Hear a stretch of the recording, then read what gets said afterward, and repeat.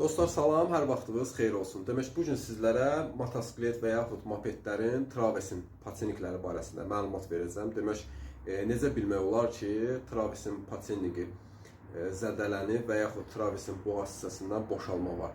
Bir video indi sizə paylaşacağım. Diqqətlə baxın. Əgər ki sizdə də belə problemlər varsa, videonun sonunda tam ətraflı məlumat verəcəm.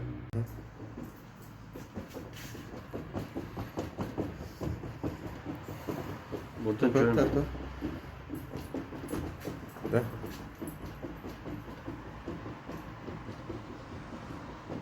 Az öncə gördüyünüz videodakı kimi sizin motosikletdə də eyni qaydada problem varsa, servisimizə yaxınlaşın. Biz ilk növbədə baxış edəcəyik. Ehtiyac olsa travesin üç hissəsindən sıxılma olacaq və yaxud da travesi sökülməlidir və dəst şəklində həmən travesin patennikləri dəyişilməlidir.